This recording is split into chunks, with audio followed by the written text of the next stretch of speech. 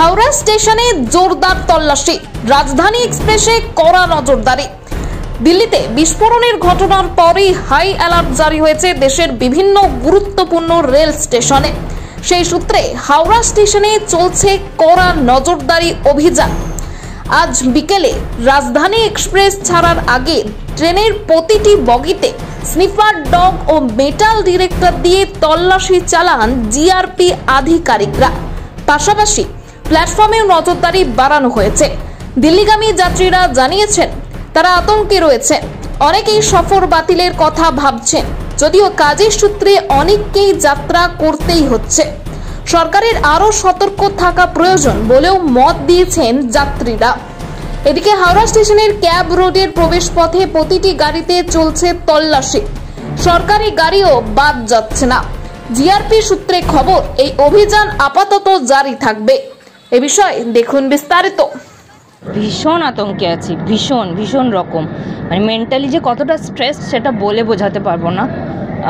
ফুল family নিয়ে we are travelling, because ticket has been done, সব কিছু হয়ে গেছে, ঠিক আছে। বাট তাও প্রশাসনের ওপর, পুলিশের ওপর ভরসা রাখছি আমরা সরকারের উপর ভরসা রাখছি কে আমাদের এই মুহূর্তে আমাদের টিকিট সব কিছু হয়ে গেছে, আমরা রাজধানীতে ট্রাভেল করছি। এর থেকে আমরা আর বেশি কি যতটা মানুষ অ্যাফোর্ড করতে পারে ততটা করছি। বাট আমরা আশ্বাস রাখছি কি আমরা এরপর সেফলি ট্রাভেল করতে পারবো। আমি জানি না আমাদের প্রশাসন আমাদেরকে সাহায্য করবে কিনা, দেখতে তো পাচ্ছি যে চারদিকে পুলিশ আছে, প্রশাসন আছে, নাকা চেকিং হচ্ছে। আমরা পুরো I am travelling through Haldia till Howrah অবধি এলাম, পুরো রাস্তায় তো চেকিং দেখলাম। বাট যে থ্রু আউট যে ট্রাভেলটা করবো টিল দিল্লি, হ্যাঁ পুরো ওইটা একটা পালপিটেশন তো হচ্ছে, ওটার চিন্তা তো আছে।